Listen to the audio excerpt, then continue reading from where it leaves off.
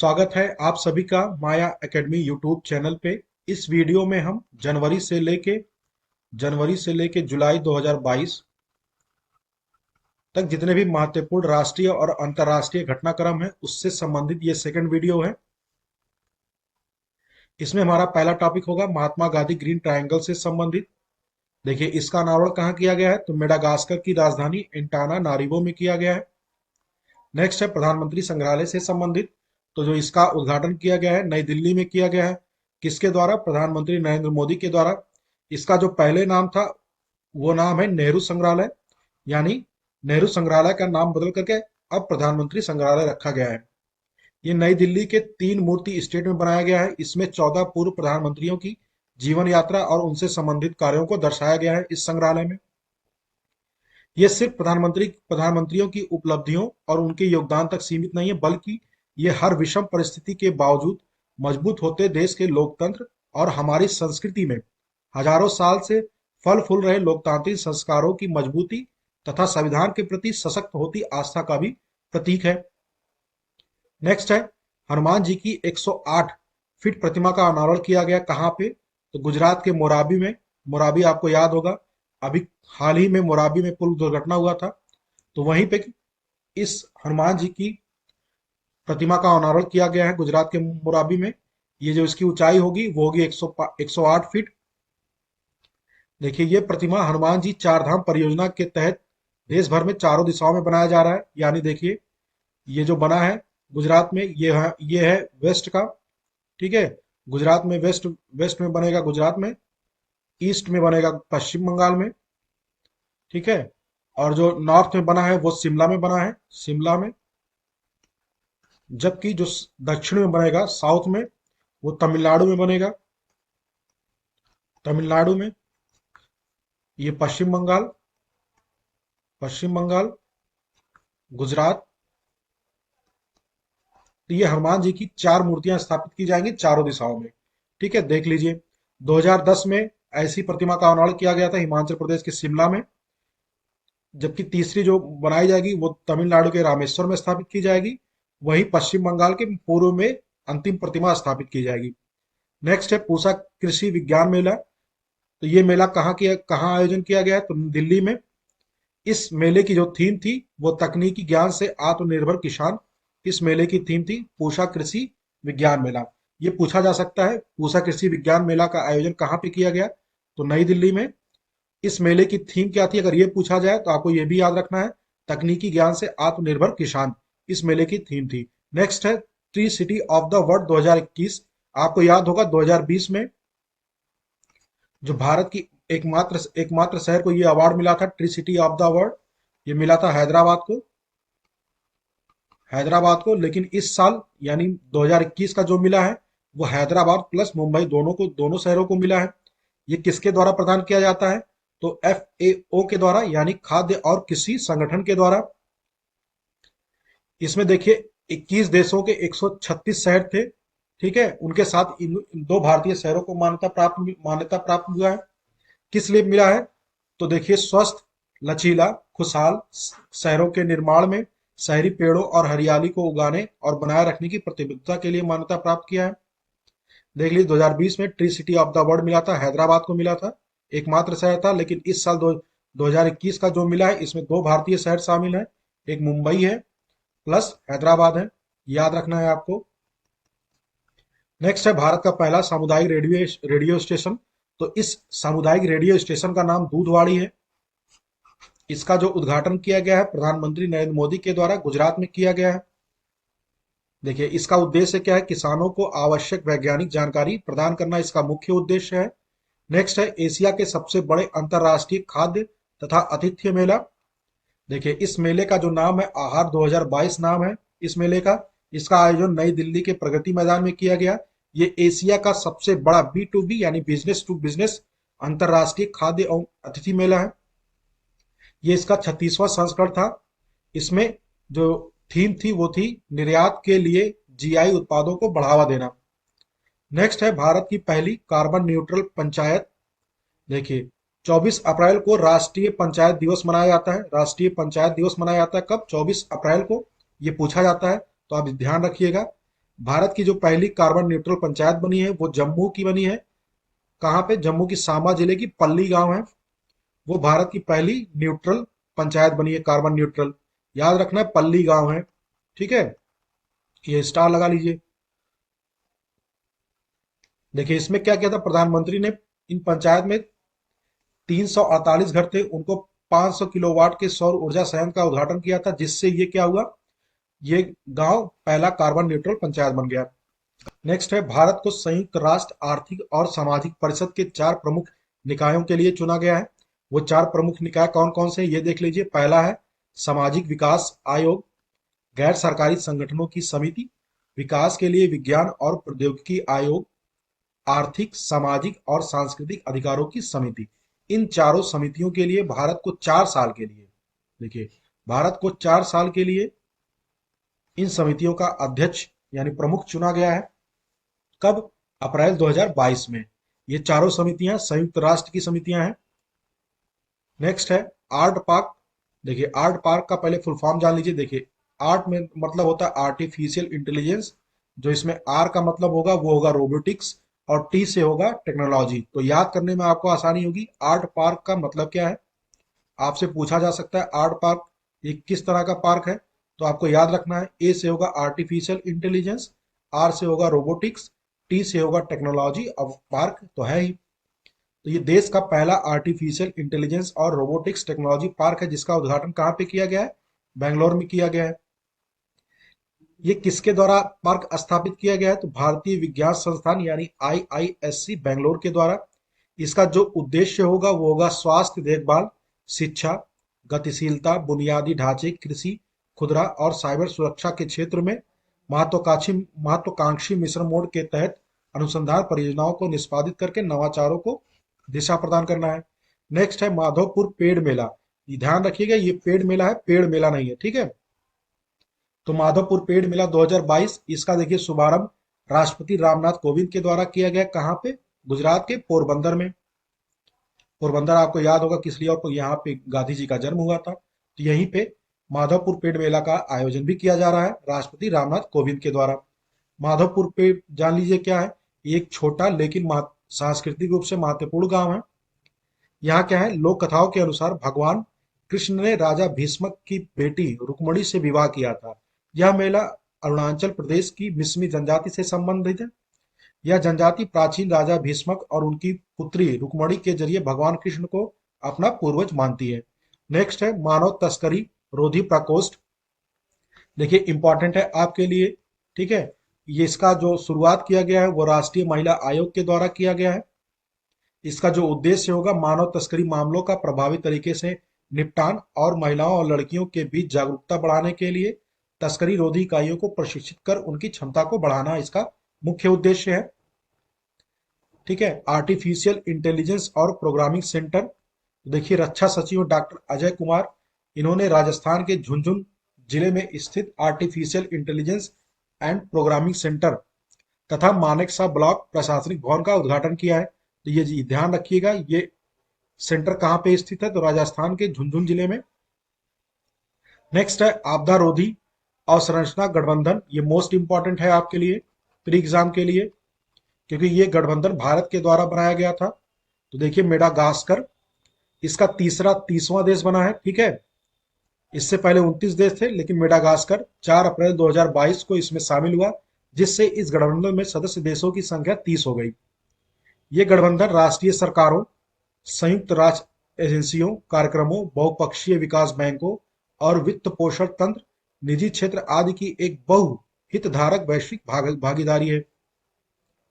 देखिए प्रधानमंत्री ने 23 सितंबर 2019 को संयुक्त राष्ट्र जलवायु कार्रवाई शिखर सम्मेलन में CDRI का शुभारंभ किया था, यानी आपदा रोधी अवसंरचना गठबंधन का शुभारंभ किया था, ठीक है। इसका जो मुख्य उद्देश्य वो क्या है, सतत विकास के समर्थन में जलवायु और आपदा जोखिमों के लिए एक नई और मजबूत बुनियादी ढांचा प्रणालियों की अनुकूलता को बढ़ावा देना। इसमें 30 सदस्य देश हैं और 7 गठबंधन संगठन शामिल हैं। CDRI का जो सचिवालय है वो नई दिल्ली में स्थित है, ये भी ध्यान रखिएगा। नेक्स्ट है ग्लोबल पीस एम्बेसडर 2022। देखिए ये एम्बेसडर किसको बनाया गया है, तो बबीता सिंह को बनाया गया है। Global piece ambassador 2022। ठीक है, नेक्स्ट है स्टैचू ऑफ नॉलेज, ये इंपॉर्टेंट है आपके लिए। हाल ही में अभी स्टैचू ऑफ प्रॉस्पेरिटी का भी अनावरण किया गया था प्रधानमंत्री के द्वारा। यह है स्टैचू ऑफ नॉलेज से संबंधित। 13 अप्रैल 2022 को केंद्रीय कानून मंत्री किरण रिजिजू ने भारत, देखिए, डॉक्टर भीमराव अंबेडकर की 131वीं जयंती के अवसर पर लातूर महाराष्ट्र में 70 फीट ऊंची प्रतिमा स्टैचू ऑफ नॉलेज का अनावरण किया गया। ठीक है, तो आपको ये भी ध्यान रखना है ये स्टैचू ऑफ नॉलेज कहाँ पे है और किसके किसके उपलक्ष्य में ये बनाया गया, किसके लिए बनाया गया है। नेक्स्ट है रेडियो अक्ष से संबंधित। तो देखिए, दृष्टि बाधित लोगों के लिए भारत का पहला रेडियो चैनल है, जिसे कहाँ लॉन्च किया गया, नागपुर, नागपुर में, महाराष्ट्र में। इसका जो नाम रखा गया है वो रेडियो अक्ष रखा गया है। तो ध्यान रखना है रेडियो अक्ष क्या है। तो ये दृष्टि बाधित लोगों के लिए भारत का पहला रेडियो चैनल है। नेक्स्ट है भारत का पहला अंतरराष्ट्रीय स्किल इंडिया केंद्र। तो देखिए, विदेशों में नौकरी का अवसर बढ़ाने के उद्देश्य से उड़ीसा के भुवनेश्वर में भारत का पहला इंटरनेशनल स्किल इंडिया सेंटर का निर्माण किया गया है। देखिए, ये किसके किसके किसके सहयोग से बनाया जा रहा है। तो राष्ट्रीय कौशल विकास निगम और कौशल विकास संस्थान एनएसडीसी और एसडीआई के बीच एक समझौते के तहत इसका विकास किया जा रहा है। नेक्स्ट है WHO global centre for traditional medicine. तो देखिए, इसका जो उद्घाटन किया गया है वो प्रधानमंत्री नरेंद्र मोदी के द्वारा गुजरात के जामनगर में किया गया है। WHO global centre for traditional medicine, इसे आयुष मंत्रालय के तहत स्थापित किया जा रहा है। विश्व में पारंपरिक चिकित्सा के लिए पहला और एकमात्र वैश्विक आउटपोस्ट केंद्र है। तो ये आपके लिए मोस्ट इंपॉर्टेंट हो जाता है, क्योंकि ये क्या है, विश्व में पारंपरिक चिकित्सा के लिए पहला और एकमात्र वैश्विक आउटपोस्ट है। नेक्स्ट है विश्व की सबसे ऊंची सुरंग। इस सुरंग का नाम क्या है, देख लीजिए, सिंकुला सुरंग इसका नाम है। इसकी जो लंबाई है 4.25 किलोमीटर है। ये कहाँ पे है, तो हिमाचल प्रदेश में। किसके द्वारा इसका निर्माण किया जाएगा, तो BRO के द्वारा, यानी बॉर्डर रोड ऑर्गेनाइजेशन के द्वारा। इसकी ऊंचाई कितनी है, तो 16,580 फीट है। इसकी जो लंबाई है 4.25 है। देखिए, अटल टनल की लंबाई कई बार एग्जाम में पूछा गया है, तो हो सकता है इस सिंकुला सुरंग की भी लंबाई पूछा जाए एग्जाम में। तो आपको याद रखना है 4.25 किलोमीटर है। इसका जो निर्माण किया जाएगा वो केंद्र सरकार के प्रोजेक्ट योजक के तहत इसका निर्माण किया जाएगा। नेक्स्ट है सिख गुरु तेग बहादुर का 400वां प्रकाश वर्ष समारोह।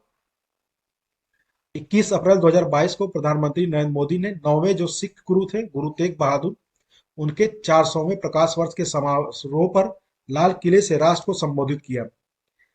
इसलिए प्रधानमंत्री नरेंद्र मोदी आजाद भारत के इकलौते ऐसे प्रधानमंत्री बने हैं जिन्होंने सूर्यास्त के बाद लाल किले से राष्ट्र को संबोधित किया है। तो ये इंपॉर्टेंट है आपके लिए। ठीक है, इसी किले से मुगल शासक औरंगजेब ने 1675 में गुरु तेग बहादुर को फांसी दी थी। इसीलिए प्रधानमंत्री ने सूर्यास्त के बाद राष्ट्र को संबोधित किया है उनके प्रकाश वर्ष समारोह के पर। और 400 रुपए का सिक्का भी जारी किया गया है प्रधानमंत्री के द्वारा। नेक्स्ट है विश्व का पहला क्रिप्टो समर्थित भुगतान कार्ड। ये किसके द्वारा जारी किया गया है, तो नेक्सो के द्वारा। विश्व का पहला क्रिप्टो समर्थित भुगतान मास्टर कार्ड है। ये कार्ड जो होगा चयनित यूरोपीय देशों में उपलब्ध होगा। नेक्स्ट है 48वीं अखिल भारतीय पुलिस विज्ञान कांग्रेस। देखिए, इसका जो उद्घाटन किया गया है वो मध्य प्रदेश के भोपाल में किया गया है। ठीक है, किसके द्वारा, केंद्रीय गृह मंत्री अमित शाह के द्वारा। इसके साथ ही भोपाल में नेशनल फॉरेंसिक साइंस यूनिवर्सिटी भी स्थापित की जाएगी। तो आपको ध्यान रखना है, नेशनल फॉरेंसिक साइंस यूनिवर्सिटी जो बनाई जाएगी वो कहाँ बनाई जाएगी, तो मध्य प्रदेश के भोपाल शहर में। मध्य प्रदेश के भोपाल शहर में बनाई जाएगी। भारत की पहली 100% डिजिटल बस सेवा। ये देखिए, मुंबई में 100% डिजिटल बस सेवा का उद्घाटन किया गया है। ठीक है, नेक्स्ट है मध्य अफ्रीकी गणराज्य। देखिए, ये चर्चा में क्यों है, क्योंकि मध्य अफ्रीकी गणराज्य विश्व का दूसरा ऐसा देश बन गया है जिसने बिटकॉइन को अपनी आधिकारिक मुद्रा के रूप में अपना लिया है। इसके पहले जो देश था वो था अल सल्वाडोर, जिसने क्या किया था, बिटकॉइन को आधिकारिक मुद्रा के रूप में स्वीकार किया था। तो ये भी आपके लिए इंपॉर्टेंट है, मध्य अफ्रीकी गणराज्य इसका नाम है। नेक्स्ट है अटल टनल से संबंधित। देखिए, अटल टनल को इंडियन बिल्डिंग कांग्रेस के द्वारा बेस्ट इंफ्रास्ट्रक्चर प्रोजेक्ट का अवार्ड मिला है। ठीक है, फिर देख लीजिए, अटल टनल की लंबाई 9.02 किलोमीटर है। नेक्स्ट है प्रधानमंत्री। देखिए, पाकिस्तान के नए प्रधानमंत्री किसकी कौन है? तो शहबाज शरीफ हैं। ठीक है, ये नवाज शरीफ के भाई हैं। शहबाज शरीफ पाकिस्तान के नए प्रधानमंत्री बने हैं। किसकी जगह पर? तो आपको ये भी ध्यान रखना है, इमरान खान की जगह पे बने हैं। इमरान खान को पाकिस्तान, देखिए पाकिस्तान में ऐसा पहली बार हुआ कि किसी प्रधानमंत्री को अविश्वास प्रस्ताव के द्वारा हटाया गया है, तो ये याद रखना है। ठीक है, पूछा जा सकता है किस पड़ोसी देश में प्रधानमंत्री के ऊपर अविश्वास प्रस्ताव के द्वारा उनको अपने पद से हटाया गया है, तो ध्यान रखना है पाकिस्तान ऐसा देश है, पाकिस्तान। नेक्स्ट है ग्लोबल इनोवेशन पार्टनरशिप से संबंधित। तो देखिए अप्रैल 2020-22 में ब्रिटेन ने भारत के साथ जीआईपी यानी ग्लोबल इनोवेशन पार्टनरशिप लॉन्च किया है। तो आपको ध्यान रखना है ग्लोबल इनोवेशन पार्टनरशिप किसके द्वारा लॉन्च किया गया है? तो ब्रिटेन और भारत के द्वारा। नेक्स्ट है रूस की संयुक्त राष्ट्र विश्व पर्यटन संगठन से हटने की घोषणा। तो देखिए जो रूस होगा वो डब्ल्यूटीओ यूएनडब्ल्यूटीओ से हटने की घोषणा की है। ठीक है, नेक्स्ट है मोस्को से संबंधित। मोस्को क्या है? रूस का काला सागर बेड़े का एक प्रमुख, एक निर्देशित मिसाइल क्रूजर युद्धपोत है, युद्धपोत था, है नहीं अभी। तो इसमें क्या किया था? यूक्रेन द्वारा नेपच्यून मिसाइल से इसको क्या किया है? क्षतिग्रस्त कर दिया गया। तो आपको ध्यान रखना है मोस्को क्या है? तो ये मिसाइल क्रूजर युद्धपोत है। नेक्स्ट है चक्रवाती तूफान आसानी से संबंधित। तो देखिए जो ये जो चक्रवात आया था ये बंगाल की खाड़ी में आया था। इसका जो नामांकन किया गया था आसानी, ये श्रीलंका के द्वारा किया गया है। इसका जो सिंगली में अर्थ होता है उसका अर्थ होता है क्रोध। आसानी का मतलब होता है क्रोध। देखिए 2020 और 21 में जो भारत में चक्रवात आए थे उनका नाम देख लीजिए, तकैती, यस, निसर्ग, अम्फान और आसानी। नेक्स्ट है यांगत्री रिवर थ्री गैरेज 11 से संबंधित। तो ये क्या है? 100% इलेक्ट्रिक क्रूज जहाज है। जैसा कि नाम से आपको पता चल रहा होगा ये चीन के द्वारा इसका विकास किया गया है। यांगत्री रिवर थ्री गैरेज 11, ये 100% इलेक्ट्रिक क्रूज जहाज है। ठीक है, नेक्स्ट है हमारा वन्य जीवों को कानूनी अधिकार देने वाला पहला देश कौन बना है? तो ये दक्षिणी अमेरिका का एक देश है इक्वाडोर। इसने विश्व का ऐसा पहला देश बन गया जिसने वन्य जीवों को कानूनी अधिकार प्रदान किया है। मोटे अनाज से संचालित भारत का पहला एथेनॉल संयंत्र, ये देखिए मोस्ट इंपॉर्टेंट है आपके लिए और उनके लिए कुछ ज्यादा इंपॉर्टेंट है जो बीपीएससी 68 बीपीएससी का एग्जाम देने जा रहे हैं अगले साल। तो देखिए इसका जो उद्घाटन किया गया वो बिहार के पूर्णिया जिले में किया गया है। ठीक है, इसकी जो लागत है 105 करोड़ रुपए है। ये संयंत्र क्या करेगा? प्रतिदिन चावल की 130 टन भूसी और 150 टन चावल अथवा मकई की खरीद की जाएगी, उसके द्वारा क्या किया जाएगा? एथेनॉल का उत्पादन किया जाएगा। पूर्वोत्तर में पहली गाय एम्बुलेंस सेवा असम के डिब्रूगढ़ में इसकी शुरुआत की गई है। ये पूर्वोत्तर में पहली गाय एम्बुलेंस सेवा है। भारत की पहली आदिवासी स्वास्थ्य वेधशाला, इसका जो नाम देख लीजिए आप, ट्राई होप। आपसे पूछा जा सकता है ट्राई होप क्या है, तो आपको बताना होगा यह एक आदिवासी स्वास्थ्य वेधशाला है। इसकी स्थापना कहाँ की गई है? तो उड़ीसा के भुवनेश्वर में इसकी स्थापना की जा रही है। ठीक है, भारत की पहली आदिवासी स्वास्थ्य वेधशाला। नेक्स्ट है जम्मू कश्मीर के लिए परिसीमन आयोग। देखिए परिसीमन आयोग का जो गठन किया गया है ये सेवानिवृत्त न्यायमूर्ति हैं रंजना प्रकाश देसाई, इनकी अध्यक्षता में इस आयोग का गठन किया गया है। इसमें जो जम्मू कश्मीर के लिए विधानसभा जो क्षेत्र सीटें निर्धारित की गई हैं वो टोटल है 90 विधानसभा सीट है। इसमें 43 सीटें जम्मू के लिए हैं, 47 सीटें कश्मीर के लिए हैं। ठीक है, इसमें जो लोकसभा के लिए जो सीटें आएंगी वो भी देख लीजिए, 5 संसदीय लोक सीटें होंगी, 5। ठीक, 90 होंगे विधानसभा सीट, 5 संसदीय। अनुसूचित जाति और जनजातियों के लिए 9 सीटें आरक्षित करके रखी गई हैं। नेक्स्ट है 10 गीगावाट के संचयी सौर प्रतिष्ठानों को पार करने वाला पहला राज्य कौन बना है? राजस्थान बना है। ठीक है, नेक्स्ट है भारत का पहला फ्लो केमिस्ट्री टेक्नोलॉजी हब। देखिए भारत का जो पहला फ्लो केमिस्ट्री टेक्नोलॉजी हब, इसका जो स्थापना किया जा रहा है इसकी, तो ये हैदराबाद में इसकी स्थापना की जा रही है। नेक्स्ट है कामी रीता शेरपा से संबंधित। नेपाल की ये पर्वतारोही है कामी रीता शेरपा। इन्होंने विश्व की सबसे ऊंची चोटी माउंट एवरेस्ट पर चढ़ाई करके एक नया कीर्तिमान बनाया है। इन्होंने 26वीं बार, ठीक है, 26वीं बार इन्होंने माउंट एवरेस्ट पर सफलतापूर्वक चढ़ाई की है। तो ये इंपॉर्टेंट है, पूछा जा सकता है। ठीक है, सरकारी स्कूलों में नाश्ता देने वाला भारत का पहला राज्य तमिलनाडु बना है, ये आपको ध्यान रखना है, मोस्ट इंपॉर्टेंट है। आपसे पूछा जा सकता है कि कौन सा ऐसा राज्य है जिसने सरकारी स्कूलों में नाश्ता देने की शुरुआत की है, तो आपको बताना होगा तमिलनाडु ऐसा पहला राज्य बना है जो कक्षा 1 से लेकर 5 तक के छात्रों को नाश्ते की योजना की घोषणा की है। पाकिस्तान ने नई दिल्ली में व्यापार मंत्री की नियुक्ति की है, तो देखिए व्यापार मंत्री कौन है, कमर जमान। ठीक है, इनका नाम याद रखिएगा, कमर जमान है। तो पाकिस्तान ने एक व्यापार मंत्री की नियुक्ति की है। मांगर भारत का पहला शहद वाला गांव बना है। मांगर, ये गांव कहाँ पे है, महाराष्ट्र में महाबलेश्वर में स्थित है। ठीक है, खादी और ग्रामोद्योग आयोग ने ग्रामीण अर्थव्यवस्था में रोजगार के अवसर सृजित करने के लिए इस गांव में प्रोजेक्ट हनी बी का शुभारंभ किया था। इसीलिए मांगर जो गांव बना है भारत का पहला पूरी तरीके से शहद वाला गांव बना है। विश्व का सबसे लंबा कांच का पुल, इसका देखिए निर्माण कहाँ पे किया गया है, तो वियतनाम में किया गया है। ठीक है, इस ब्रिज का जो नाम है वो है बैकलॉग ब्रिज। बैकलॉन्ग ब्रिज जो विश्व का सबसे लंबा कांच का पुल है। इसका जो अंग्रेजी में नाम होता है वो होता है व्हाइट ड्रैगन। इस ब्रिज की जो लंबाई है वो है 632 मीटर। नेक्स्ट है संयुक्त राष्ट्र मानवाधिकार परिषद से संबंधित, तो देखिए रूस की जगह चेक गणराज्य को इस संयुक्त राष्ट्र मानवाधिकार परिषद में शामिल किया गया है। देखिए रूस को 3 साल के लिए इसमें चुना गया था, उसका 2 साल तो पूरा हो गया था, लेकिन जो 1 साल बचा था उसके लिए चेक गणराज्य को चेक गणराज्य को रूस की जगह चुना गया है। जो क्या चेक गणराज्य क्या करेगा, 1 साल का कार्यकाल पूरा करेगा रूस की जगह। नेक्स्ट है प्रियंका मोहितो से संबंधित, मोहिते से संबंधित। तो ये महाराष्ट्र की रहने वाली हैं। इन्होंने कंचनजंगा पर्वत की चढ़ाई करने के बाद 800 मीटर से अधिक ऊंची 5 चोटियों को फतह करने वाली पहली भारतीय महिला बनी है। ठीक है, ये 800 मीटर से अधिक जितनी भी चोटी हैं 5, उनको क्या किया है, उन पर चढ़ाई की है।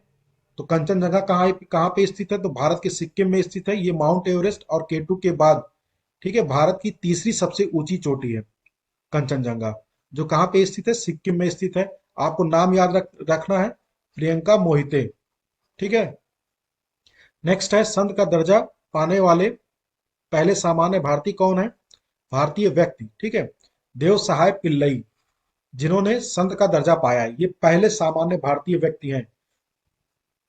नेक्स्ट है बौद्ध संस्कृति एवं विरासत केंद्र, तो देखिए इसका जो उद्घाटन किया गया वो प्रधानमंत्री नरेंद्र मोदी के द्वारा वैशाख के बुद्ध पूर्णिमा के अवसर पर लुम्बिनी की अपनी सरकारी यात्रा के दौरान लुम्बिनी मठ क्षेत्र के भीतर बौद्ध सांस्कृतिक एवं विरासत केंद्र के निर्माण के लिए शिलान्यास समारोह में हिस्सा लिया है। भारत सरकार के सांस्कृतिक मंत्रालय की वित्तीय सहायता से लुम्बिनी डेवलपमेंट ट्रस्ट के तत्वाधान में इंटरनेशनल बुद्धिस्ट कॉन्फेडरेशन के द्वारा India international centre for Buddhist culture and heritage का निर्माण किया जाएगा। विश्व का सबसे लंबा पैदल यात्री सस्पेंशन ब्रिज, देख लीजिए इस ब्रिज का जो नाम है वो है स्काई ब्रिज 721।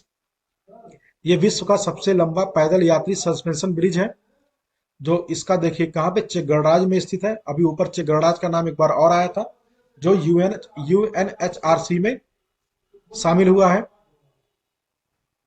नेक्स्ट देख लीजिए ज्ञानवापी मस्जिद से संबंधित, तो ये उत्तर प्रदेश के वाराणसी में ज्ञानवापी मस्जिद है।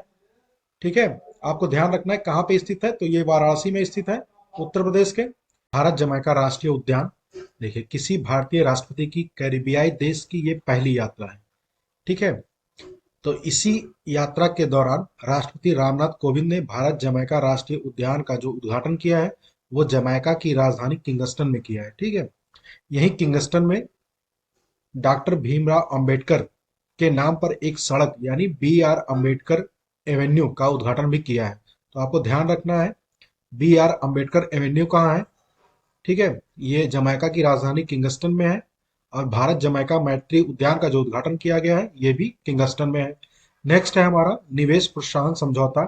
ये भारत और अमेरिका ने जापान के टोक्यो में निवेश प्रोत्साहन समझौता यानी इन्वेस्टमेंट इंसेंटिव एग्रीमेंट IIA पर हस्ताक्षर किया है। तो आपको ध्यान रखना है इस समझौते में अमेरिका, USA प्लस इंडिया, ये दोनों शामिल है। नेक्स्ट है रिदम ममानिया से संबंधित, तो ये देखिए कौन है, महाराष्ट्र की 10 वर्षीय रिदम ममानिया, ये एवरेस्ट बेस कैंप, ठीक है ध्यान रखिएगा, एवरेस्ट चोटी नहीं, एवरेस्ट बेस कैंप फतह करने वाली सबसे कम उम्र की भारतीय पर्वतारोही है। कहाँ की रहने वाली है? महाराष्ट्र की है। इनकी आयु कितनी है? 10 वर्ष है। ठीक है। नेक्स्ट है न्यू डेवलपमेंट बैंक का भारत में क्षेत्रीय कार्यालय। तो देखिए इस ये जो कार्यालय कहाँ खोला गया है? तो गुजरात के गिफ्ट सिटी में ये न्यू डेवलपमेंट बैंक का कार्यालय खोला गया है। नेक्स्ट है जैव विविधता का विस्तृत रजिस्टर तैयार करने वाला देश का पहला जो मेट्रो शहर है वो है कोलकाता, जिसने क्या किया? जैव विविधता का विस्तृत रजिस्टर तैयार किया है। नेक्स्ट है बंदर की एक नई प्रजाति सेला मकाक। देखिए भारतीय प्राणी विज्ञान संगठन और कलकत्ता विश्वविद्यालय के वैज्ञानिकों ने अरुणाचल प्रदेश में बंदर की एक नई प्रजाति पाई जिसका नाम रखा गया सेला मकाक। ठीक है। जीएसआई की जो निदेशक है धृति बनर्जी, आपको नाम याद रखना है, धृति बनर्जी जीएसआई की क्या है? निदेशक है। इन्होंने सेला मकाक की एक नई प्रजाति राज्य के पश्चिम और मध्य भागों में पाई गई है, इन्होंने ऐसा कहा है। ये जो नाम रखा गया है ये अरुणाचल प्रदेश में जो सेला दर्रा है उसके नाम पर इस बंदर की नई प्रजाति का नाम सेला मकाक रखा गया है। नेक्स्ट है समान नागरिक संहिता से संबंधित। तो देखिए उत्तराखंड सरकार ने समान नागरिक संहिता को लागू करने के लिए एक समिति का गठन किया है। इस समिति की जो अध्यक्ष अध्यक्ष होंगी वो होंगी सेवानिवृत्त न्यायाधीश रंजना प्रकाश देसाई, उनकी अध्यक्षता में ये समिति का गठन किया गया है। इस समिति में और कौन कौन सदस्य शामिल होंगे? तो प्रमोद कोहली दिल्ली हाई कोर्ट के रिटायर्ड जज हैं, फिर एक है शत्रुघ्न सिन्हा, मनु गौर, सुरेखा डंडवाल, इसमें सदस्य शामिल होंगे। समान नागरिक संहिता का मतलब क्या होता है ये भी देख लीजिए। भारत में रहने वाले प्रत्येक नागरिक के लिए एक समान कानून, फिर चाहे वो व्यक्ति किसी भी धर्म या जाति का हो। वर्तमान में गोवा एकमात्र ऐसा राज्य है जहां पे यूनिफॉर्म सिविल कोड लागू है। नेक्स्ट है संत कबीर एकेडमी और अनुसंधान केंद्र से संबंधित। तो राष्ट्रपति रामनाथ कोविंद ने उत्तर प्रदेश के मगहर में, ध्यान रखिएगा, उत्तर प्रदेश के मगहर में संत कबीर दास एकेडमी और अनुसंधान केंद्र का उद्घाटन किया है। कौन किया है? तो राष्ट्रपति रामनाथ कोविंद ने। जो इसकी आधारशिला है वो 2018 में प्रधानमंत्री नरेंद्र मोदी के द्वारा रखी जा चुकी थी, 4 साल पहले। देखिए संत कबीर दास का जो जन्म हुआ था उत्तर प्रदेश के वाराणसी में हुआ था, ये भी ध्यान रखिएगा। 15वीं शताब्दी के रहस्यवादी कवि हैं ये। संत समाज सुधारक और भक्ति आंदोलन के प्रस्तावक थे। कौन? संत कबीर दास। नेक्स्ट है उत्तर भारत का प्रथम औद्योगिक बायोटेक पार्क। तो देखिए केंद्रीय मंत्री जितेंद्र सिंह ने उत्तर भारत के प्रथम औद्योगिक बायोटेक पार्क का जो उद्घाटन किया है वो जम्मू कश्मीर के कठुआ जिले में किया है। ध्यान रखिएगा जम्मू कश्मीर के कठुआ जिले में ये उत्तर भारत का प्रथम इंडस्ट्रियल बायोटेक पार्क है। नेक्स्ट क्या है? सीवर सिस्टम वाला भारत का पहला शहर जो देखिए उत्तर प्रदेश का जो आगरा जो शहर है वो वैक्यूम आधारित सीवर सिस्टम वाला भारत का पहला शहर बन गया है। इस वैक्यूम का उपयोग जो किया जाएगा सार्वजनिक स्थानों पर किया जाएगा। भारत के सबसे बड़े सोने के भंडार देखिए कहाँ पे प्राप्त हुए हैं? तो बिहार के जमुई जिले में। ये 67 बीपीएससी में पूछा गया था। ठीक है, बीपीएससी प्री एग्जाम में ये पूछा गया था क्वेश्चन, 68 के लिए भी ये इंपॉर्टेंट है। देख लीजिए ये किसके द्वारा खोजा गया है? तो भारतीय भूवैज्ञानिक सर्वेक्षण के एक सर्वे में बिहार के जमुई जिले में 27.6 टन खनिज युक्त अयस्क सहित कुल 222.88 मिलियन टन सोने का भंडार मौजूद है, ये उस सर्वे में पता चला है। इसके बाद जो बिहार के मुख्यमंत्री हैं नीतीश कुमार, उन्होंने कहा कि भारत के सबसे बड़े सोने के भंडार के रूप में कहे जाने वाले अन्वेषण के लिए अनुमति देने का फैसला किया है। नेक्स्ट है मैत्री एक्सप्रेस रेलगाड़ी से संबंधित। तो ये देखिए जो ये जो रेलगाड़ी है ये भारत और बांग्लादेश के बीच फिर से शुरू किया गया है 2 साल के बाद। तो आपको ध्यान रखना है मैत्री एक्सप्रेस भारत और बांग्लादेश के बीच चल रही है। नेक्स्ट है वैश्विक सुरक्षा पहल से संबंधित। ठीक है, ग्लोबल सिक्योरिटी इनिशिएटिव से संबंधित। तो ये चीन के द्वारा ये इनिशिएटिव लाया पेश किया गया है। ये देखिए इंडो पैसिफिक जो रणनीति और क्वाड, क्वाड में देखिए 4 देश शामिल है। ठीक है ना, कौन कौन से देश? तो यूएसए, इंडिया, जापान और ऑस्ट्रेलिया। ठीक है, क्वाड में ये 4 देश शामिल है। ठीक है, उसी के मुकाबले के रूप में इसको देखा जा रहा है। किसको? वैश्विक सुरक्षा पहल को किसके द्वारा पेश किया गया है? तो चीन के द्वारा पेश किया गया, ये भी आपको ध्यान रखना है। विश्व की जो सबसे बड़ी क्राइस्ट प्रतिमा है, देखिए उसका जो उद्घाटन हुआ है वो ब्राजील के रियो डी जेनेरियो शहर में हुआ है। ठीक है, ये आपको ध्यान रखना है। जो विश्व की सबसे बड़ी क्राइस्ट प्रतिमा है ये कहाँ पे है? ब्राजील के रियो डे जेनेरियो में। नेक्स्ट है हिंद प्रशांत आर्थिक ढांचा यानी IPEF। ये देखिए हिंद प्रशांत आर्थिक ढांचा, ये अमेरिकी राष्ट्रपति जो बाइडेन के द्वारा इस पहल की शुरुआत की गई है। इसमें अमेरिका सहित 13 देश हैं, जिसमें कौन? भारत शामिल है, Australia, Japan, Brunei, Indonesia, Korea, Malaysia, New Zealand, Philippines, Singapore, Thailand और वियतनाम इसमें शामिल है। ठीक है, तो आपको ध्यान रखना है इसमें 13 देश हैं। ये किसके द्वारा पेश किया गया है? हिंद प्रशांत आर्थिक ढांचा, तो अमेरिका के द्वारा पेश किया गया है। विश्व का सबसे ऊंचा जो मौसम स्टेशन है, देखिए वो कहाँ पे है?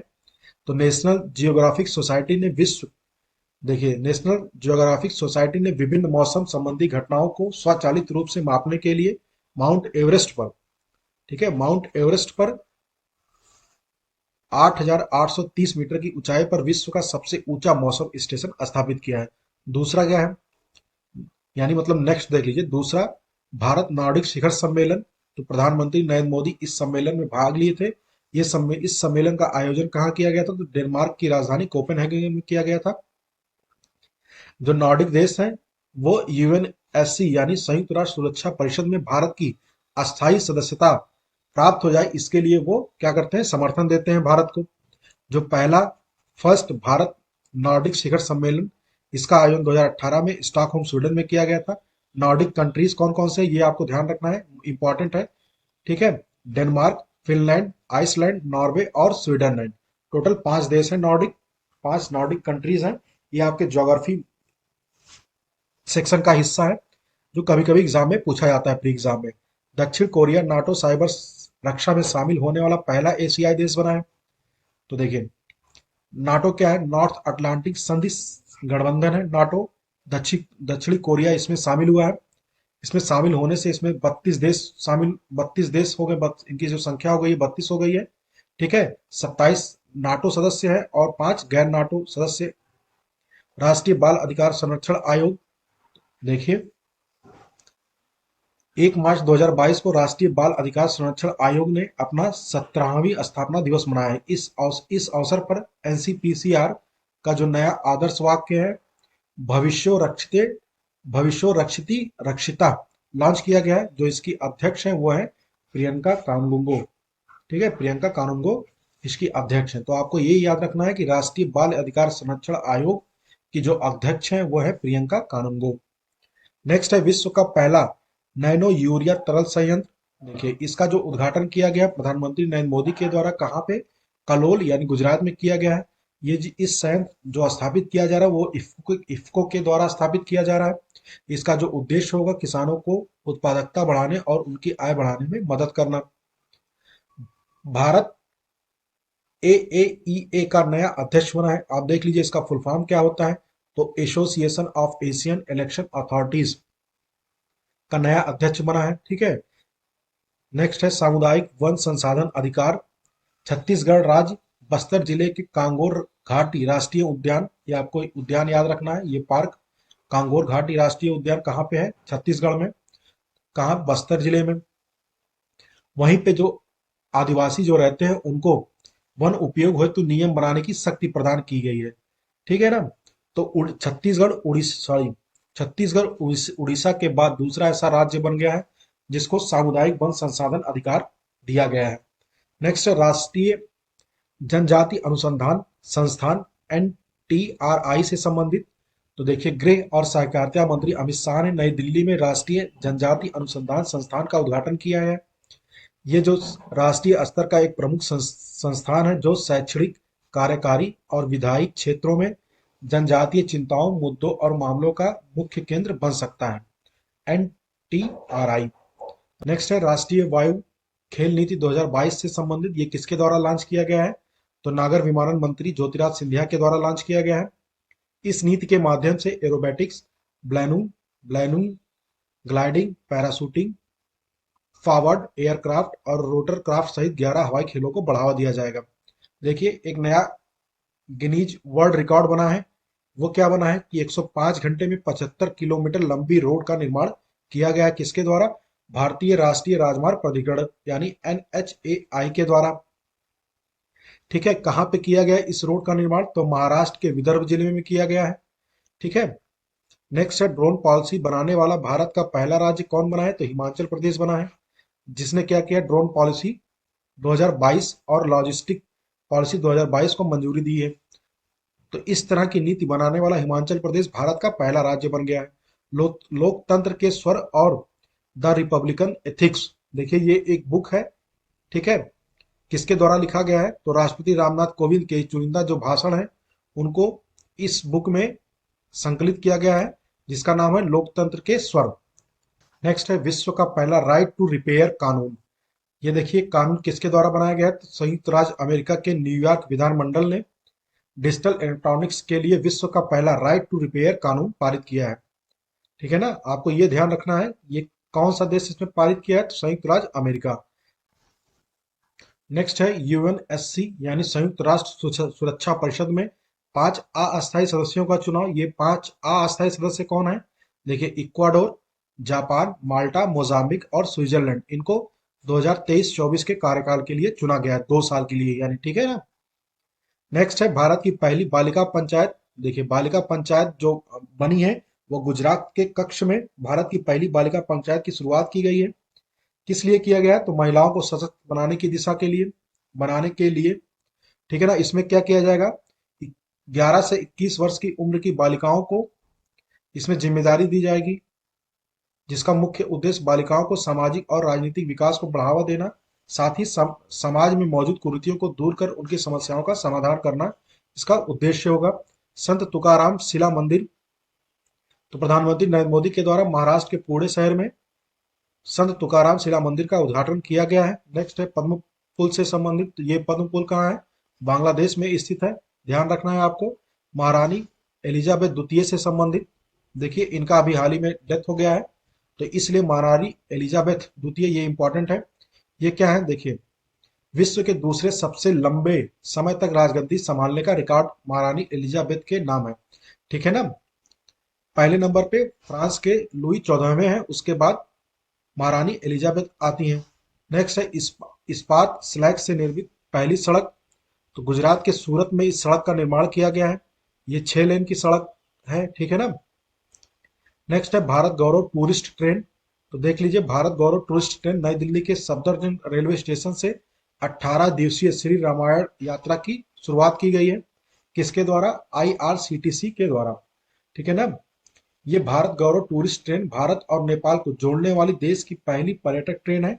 ये ट्रेन देश के 8 राज्यों का सफर करेगी। 14 जून 2022 को भारत गौरव गौरव ट्रेन योजना के तहत भारत की पहली जो निजी ट्रेन कोयम्बटूर उत्तर तमिलनाडु से साई नगर शिरडी महाराष्ट्र के लिए शुरू की गई थी। नेक्स्ट है, गैबन टैगो यानी गैबन एंड टोगो। ये राष्ट्रमंडल के 2 नए सदस्य राज्य बने हैं। तो देखिए, जो कॉमनवेल्थ का जो आयोजन किया गया था, ठीक है ना, कहाँ पे किया गया था वो देख लीजिए। तो रवांडा की राजधानी किगाली में किया गया था। कब? 20 जून से लेके 25 जून 2022 तक किया गया था। इसमें 2 और सदस्य शामिल हुए हैं, गैबन एंड टोगो। ठीक है ना। ये 55वें और 56वें सदस्य इसमें शामिल हैं। जो अब कॉमनवेल्थ देशों की संख्या हो गई है वो हो गई 56। नेक्स्ट है, आठवां और सबसे लास्ट, 8वां अंतर्राष्ट्रीय योग दिवस। ग्रीष्मकालीन संक्रांति के समय 21 जून 2022 को संपूर्ण विश्व स्तर पर 8वां अंतर्राष्ट्रीय योग दिवस का आयोजन किया गया है। भारत 21 जून 2022 को कर्नाटक राज्य के मैसूर शहर ने कार्यक्रम की मेजबानी की थी, आपको यह भी ध्यान रखना है। ठीक है ना। विश्व योग दिवस में जो किस शहर ने इस कार्यक्रम की मेजबानी की थी? तो कर्नाटक के मैसूर शहर ने। वर्ष 2022 के लिए जो थीम थी, मानवता के लिए योग यानी योग फॉर ह्यूमैनिटी रखी गई है। देखिए, योग शब्द की जो उत्पत्ति हुई है वो संस्कृत भाषा से हुई है, जिसका सामान्य देखिए अर्थ क्या होता है? किसी व्यक्ति के शरीर का चेतना से मिलन या एकजुट होना। किसी व्यक्ति के शरीर का चेतना से मिलन या एकजुट होना इसका अर्थ होता है। सॉरी योग एक प्राचीन शारीरिक, मानसिक और आध्यात्मिक अभ्यास है, जिसकी उत्पत्ति भारत में हुई है। वर्ष 2015 में विश्व स्तर पर अंतर्राष्ट्रीय योग दिवस का आयोजन किया गया था। योग दिवस से संबंधित देखिए कुछ पहले हैं, उनको आप ध्यान से देख लीजिए। पहला जो है एम योग ऐप, ये ऐप है एम योग ऐप, जो क्या है, विश्व का एक स्वास्थ्य के लक्ष्य को प्राप्त करने में मदद करने का प्रयास करना है, ठीक है ना। एक विश्व एक स्वास्थ्य के लक्ष्य को प्राप्त करने में मदद करना है। भारतीय संस्कृति एवं परंपरा के अनुसार ग्रीष्मकालीन संक्रांति के पश्चात सूर्य दक्षिणायन हो जाता है, जिसके बाद वर्ष का सबसे बड़ा दिन 21 जून को मनाया गया। 21 जून के दिन सूर्योदय जल्द होता है और देर से अस्त होता है। संयुक्त राष्ट्र महासभा ने 11 दिसंबर 2014 को 21 जून को अंतर्राष्ट्रीय योग दिवस के रूप में मनाए जाने की घोषणा की थी। तो ये है राष्ट्रीय और अंतर्राष्ट्रीय घटनाक्रम से संबंधित, ये हमारा दोनों पार्ट कंप्लीट हुआ है। नेक्स्ट जो पार्ट आएगा जनवरी से जुलाई से संबंधित, उसमें हम आर्थिक आर्थिक परिदृश्य को देखेंगे, ठीक है, आर्थिक परिदृश्य को देखेंगे। So thank you very much for watching this video.